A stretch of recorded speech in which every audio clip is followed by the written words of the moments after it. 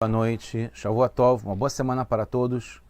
Shabbat Shalom, Mashiach Now, redenção completa, verdadeira, para o mundo inteiro, já agora. A pergunta da semana é, adianta decorar? Aqui no sentido de ser uma coisa automática,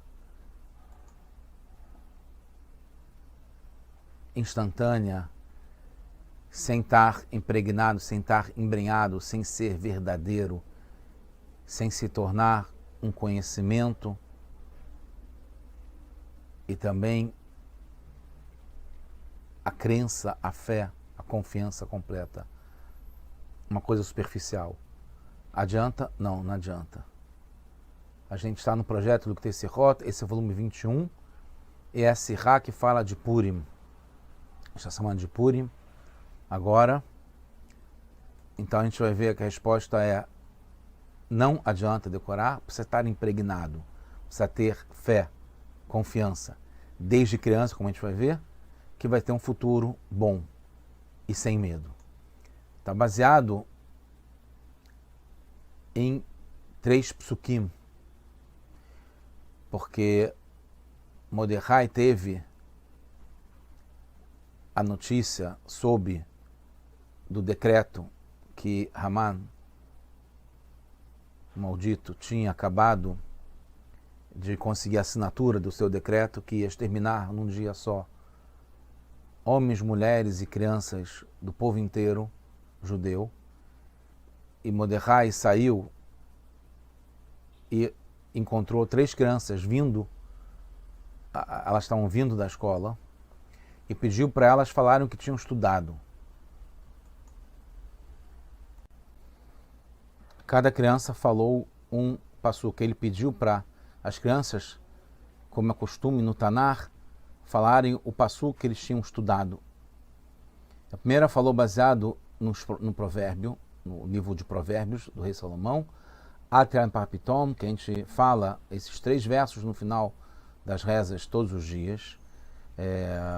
Não temas o terror, né, um medo muito grande, súbito, repentino, nem a destruição dos ímpios quando chegar, que vai chegar. Não tenha medo. Depois, Passuco de Ishaiau, no capítulo 8, que fala que eles conspiram um plano, mas será malogrado, não vai acontecer. Eles conspiram uma trama, né, costurada, mas não vai se materializar, pois Deus está conosco. Kimanukel. Depois tem um verso de Ishaiau mais para frente, no Memvav, no capítulo 46, que até a velhice Hashem vai estar com a gente, até a nossa senilidade, né, ou a sabedoria com o passar do tempo, ele vai nos sustentar, porque ele que nos fez, ele nos conduzirá, ele vai nos sustentar e vai nos libertar. Então foi isso que aconteceu para cada uma das 3 crianças. E aí, quando Mordecai ouviu isso, ele sorriu, se alegrou muito. Em compensação, pelo contrário, Haman ficou com muita raiva e perguntou: por que você está tão alegre de ouvir esses versos dessas crianças? E aí ele ficou com muita raiva e falou: eu colocarei minhas mãos primeiro nessas crianças. Qual a questão que está acontecendo aqui? Em princípio, poderia se imaginar que as palavras das crianças que levaram ao Mordecai sorrir e ficar confiante é porque foi como se fosse uma profecia. Como tem vários lugares no Talmud, né? Aqui o Rebbe traz vários exemplos. Aqui a gente está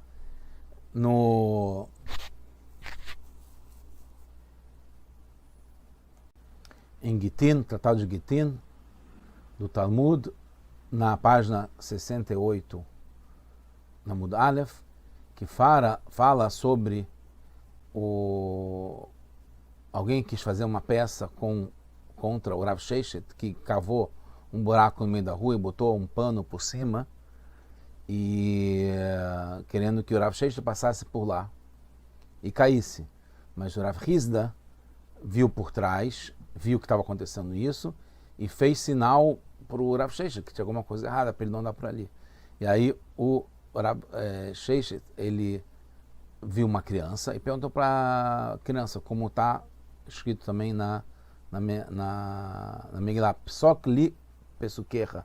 Me diz qual o passuco que você estudou, qual o verso que você estudou. Amalei, a criança falou, você vai ou para a direita ou para a esquerda. Então, o Rav Sheshet, que era cego, ele não podia ver para que lado ir, para a direita ou para a esquerda, perguntou para o servo dele o que ele estava vendo, e aí ele viu, estou vendo que ali tem uma esteira no chão, cobrindo o chão. Aí, então o Rav Sheshet foi para o outro lado e não caiu. Então você vê, isso é um dos exemplos, tem vários no Talmud, em vários lugares, como é comum, não tem por que se espantar e suspeitar do Mordecai estar perguntando e se baseando no que ele vai fazer com relação aos versos que as crianças estão falando, que falaram. Mas a pergunta é o seguinte, se esse é o principal motivo dessa história, falar uma profecia das crianças, porque é importante tantos detalhes, né, que elas estavam vindo da escola, que eram 3 crianças, que falaram 3 versos. O que isso está querendo nos contar? Por que tantos detalhes e não foi de outro jeito? Né? Por exemplo, teve outros detalhes da história que foram omitidos, não foram contados. Né? Que ele encontrou com as crianças sem ter procurado pelas crianças, mais de uma criança falou o verso significativo, podia ser uma criança só que falou uma coisa boa, e todas elas falaram com boas notícias, que indica ainda mais a profecia, né? Que não foi por acaso tudo isso. Tudo isso é importante. Detalhes são precisos e meticulosos na Torá. Então a gente vê aqui que não foi só uma questão de profecia. Tem muita coisa com esses detalhes todos que quer nos ensinar como a gente deve fazer hoje no nosso dia a dia. A ordem dos versos, por exemplo, demonstra que tem alguma coisa acontecendo, porque não foi cronológico no Tanar, né? Os provérbios do rei Salomão, eles vieram depois do livro de Yeshayahu, da profecia do profeta Yeshayahu, né? Que tem Torá, Neviim, que são os profetas, e o Ketuvim, então as escrituras, que são os livros dos provérbios do rei Salomão, por exemplo. Então, a gente vê que está uma ordem diferente. Em princípio, na escola, seguem uma ordem quando estão ensinando para as crianças. É Torá, Neviim, Ketuvim, profetas e escrituras. E não foi desse modo que foi falado pelas crianças. Então tem alguma coisa aqui que essa ordem está diferente. E também a ordem não está do que aconteceu mais tarde para mais cedo, porque senão seria... tem que ser, no caso, o Mishlei veio antes, e Yeshayahu, Mishlei veio depois. Então seria primeiro o mais tarde, que é Mishlei, os provérbios do rei Salomão, depois Yeshayahu, que veio antes, mas aí está estranho, porque tem primeiro o Yeshayahu que vem depois, que vem antes para que vem depois. Então não estaria na ordem do mais tarde para o mais cedo, porque no meio tem um capítulo do profeta Isaías, Yeshayahu, que foi mais cedo. Então tá, mais tarde, mais cedo, mais tarde. Então não segue uma ordem também. Outra coisa, a primeira criança falou logo seu verso, sem introdução. A segunda conta que ele leu na escola, etc, etc, sendo que eu estudou outras coisas, mas nesse verso foi o que ele terminou. Então tem um enredozinho. O primeiro só estudou esse, não tema, não tenha medo. Mordecai também viu uma profecia, que era uma profecia, alguma coisa boa que ia acontecer, mas porque ele fala, não na profecia, ele fala que ele ouviu boas notícias, e não a profecia que é boa, etc. Porque tantos detalhes com coisas diferentes, difíceis de entender. A outra coisa é que no Midrash conta que isso aconteceu assim que a carta com o decreto fatal foi assinado. Se foi assim, e tem uma profecia de que era tudo certo, porque ele sai dessa cena e vai se vestir com mortalha, com cinzas, e gritou um grito enorme e amargo. E todos os vários detalhes que Mordecai mostrou para Esther fazer, como está contado na Migilá, que são de preparação, de defesa, de correção para poder evitar que acontecesse esse decreto fatal. Se ele teve a garantia das crianças, profecia de que vai tudo certo, porque ele teve que fazer coisas que levaram a impressão de que ele estava preocupado, estava realmente tendo que fazer coisas radicais para evitar o decreto. E se é assim, por que ele sorriu e ficou tão feliz? Se ele depois teve que botar a mortalha e colocar cinzas e jejuar, etc. Uma outra questão, o decreto foi para exterminar, matar e destruir todos os judeus, de jovem a velho, crianças e mulheres.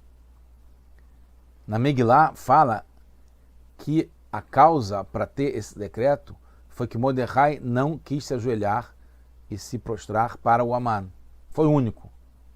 E aí, quando Amã pesquisou, descobriu que não era por motivos pessoais dele, que estava com raiva, que ele não gostava do Amã, etc. E não foi por ser o líder do povo, né, que é o líder do Sanedrim. Foi por ser judeu. E judeu só acredita em Hashem. E despreza toda idolatria. Não se prostra, não se ajoelha para nada. E isso despertou a raiva do Amã. Porque ele viu o quanto que Mordecai não era levado por um bias, por um viés, por alguma coisa diferente, além da essência dele como judeu, que não se ajoelha e continua autêntico. E foi o único que fez isso. Então ele percebeu, Amã, que não adiantava matar só Mordecai, porque ele viu que essa faísca judia divina dele tinha em todos os judeus, como as crianças falaram. Então não adiantava matar só Mordecai, que é quem estava indo contra ele, que seria a lógica. Ele tinha que matar todo mundo. Isso foi o decreto fatal, tão ruim. Como que Amã conseguiu um decreto como esse contra os judeus? Os sábios explicam que teve uma causa espiritual que está além do Amã. Ele foi só um instrumento de Hashem, porque eles se ajoelharam para uma estátua. Mesmo sem ser de verdade, eles não queriam, não estavam no coração fazendo isso. Era só para não morrer. Mas isso era o contrário do judaísmo. E feriu na essência da relação com Hashem. Porque a relação de a gente com Hashem que a base do judaísmo é a gente não fazer nada contra ele, mesmo que seja de mentirinha. Quando feriu essa relação básica na essência, nossa relação com Hashem, então toda nossa existência, que é dependente dessa ligação, ficou passível de ser acabada, de não existir mais. E essa era a preocupação do Mordecai. Ele sabia os motivos que estavam levando ao que estava acontecendo, a esse decreto. Então ele queria saber até que ponto a fé estava oculta, mas estava lá. E não estava impedindo de fazer esses erros. Essa que era a questão, porque ela estava oculta. A fé existia, mas estava oculta, então, por estar oculta, não estava à tona de um modo que evitaria de fazer qualquer erro, porque evitaria de romper essa ligação com Hashem, por menor que fosse, por mais rápida que fosse. Então, os pensamentos, a fala e a ação não estavam blindados, porque estava oculta essa fé e essa confiança em Hashem. Se estivessem blindados, se tivesse essa fé manifestada, revelada, então os pensamentos, a fala e a ação, as vestimentas da alma, estariam blindadas, não estariam deixando entrar essa parte tóxica do mundo, essa parte negativa e a falta de fé. Então, é sabido, como Rebbe traz, que um judeu quer ficar ligado com Hashem. É até uma lei que o Rambam fala nas leis de divórcio. Um judeu tem medo natural de tocar num pouquinho de impureza, de idolatria, mesmo com essa parte mais externa e superficial, sem mesmo comprometimento. Mordecai sabia que o caminho para anular esse decreto era despertar nos judeus justamente essa faísca divina, essa faísca judaica, para que se revelasse. A qualidade do Mordecai de não se ajoelhar, permeando cada vestimenta da alma até a entrega total em cada judeu ou judia. Dispostos a santificar o nome de Hashem na prática, de verdade.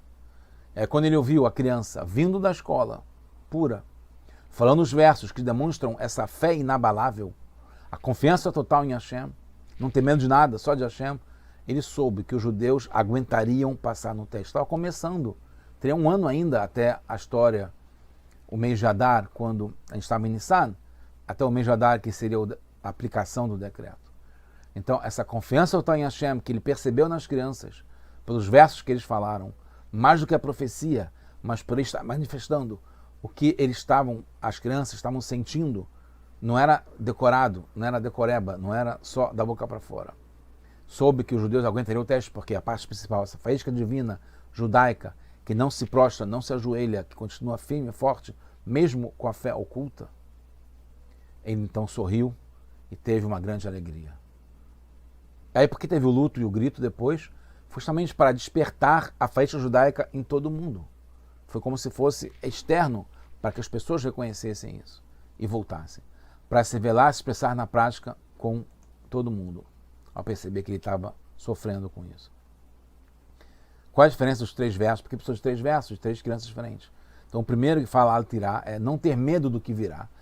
Está ligado com o medo e o sofrimento revelados que tem no nível mais baixo de fé, que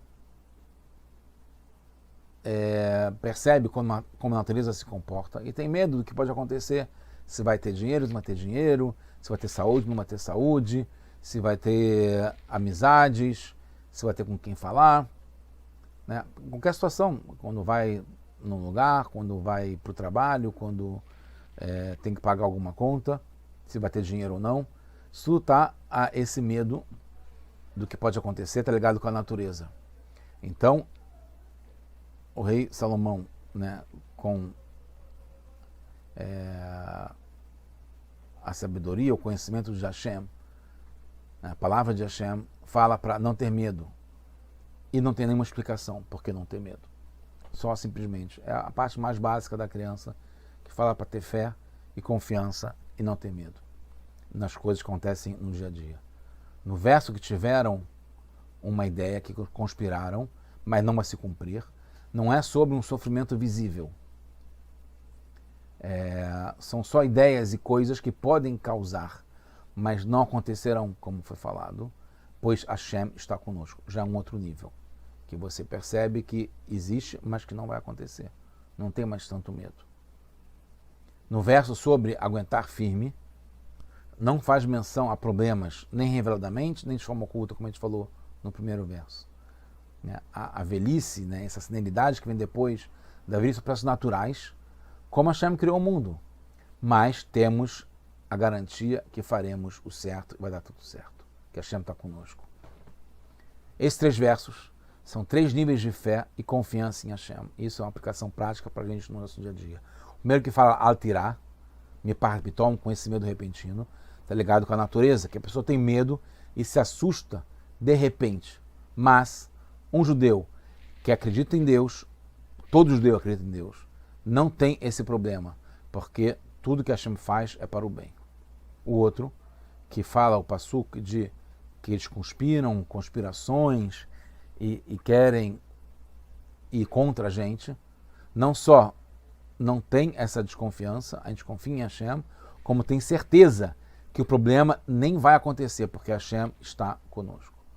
Depois, no nível mais elevado, que até a velhice, etc., as forças da natureza não têm poder nenhum sobre nós. Fazemos, faremos e vamos continuar. Hashem está fazendo, Hashem vai continuar fazendo, Hashem vai continuar com a gente. A primeira criança está ligada ao começo da sua educação e é o básico, não ter medo do que acontece. A segunda criança já estudou mais. Ela fala que ela estudou naquele dia e tal, e fala qual é o último verso. e ela pode entender com o seu racional que ele chega, a criança chega a conclusões que Hashem está conosco. Ser a criança já mais envolvida, ela entende que estamos acima disso e temos a confiança para mudar o mundo. Quando Mordecai, então, ele ouviu esses versos das crianças que estavam voltando da escola, quer dizer que não era somente dentro da escola, onde eles estavam imersos, estavam protegidos, etc. e tal. Essa fé e confiança, mesmo quando vão para casa, continua. Ele ficou muito feliz. Viu que estava impregnado, que não era só decoreba, que não era só da boca para fora, não era só superficial.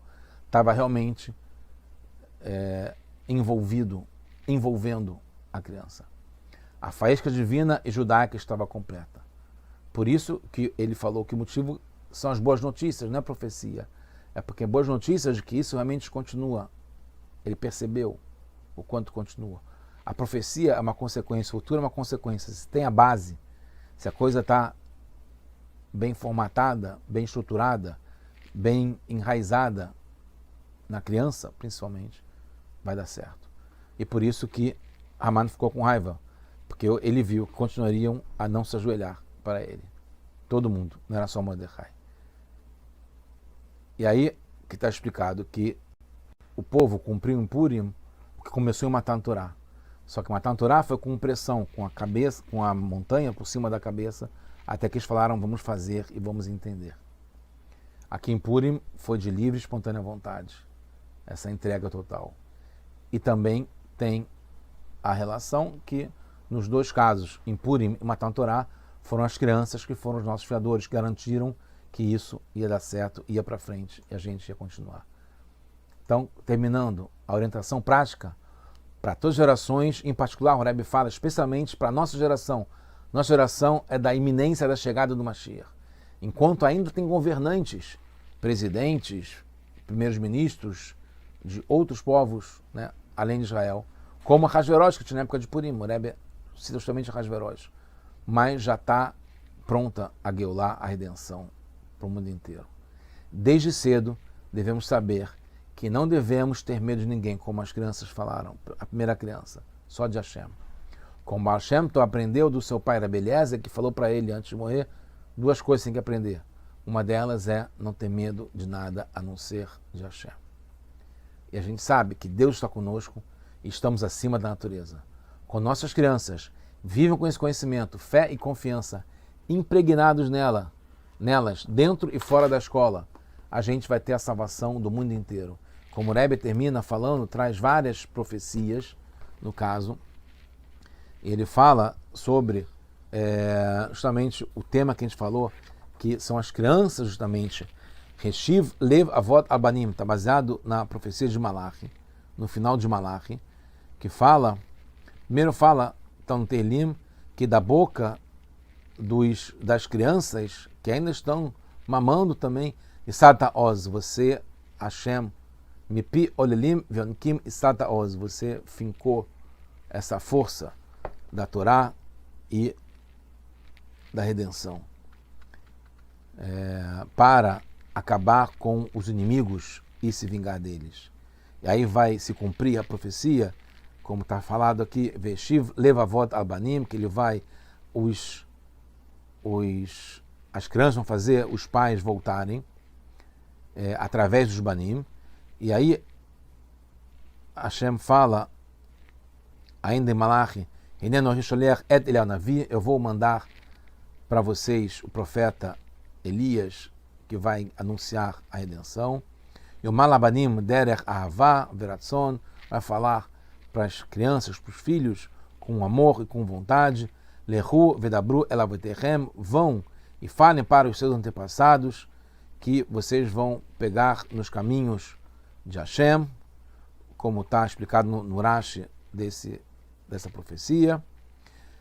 Ve'avó Yom Hashem Agadol V'Nara, e vai chegar, como está também em Malachi, o dia de Hashem, grande e sublime, e aí vai se juntar a Geulah com Geulah, a redenção com a redenção de Purim com a redenção de Pesach, como está na Megillah, justamente no tratado de Megillah.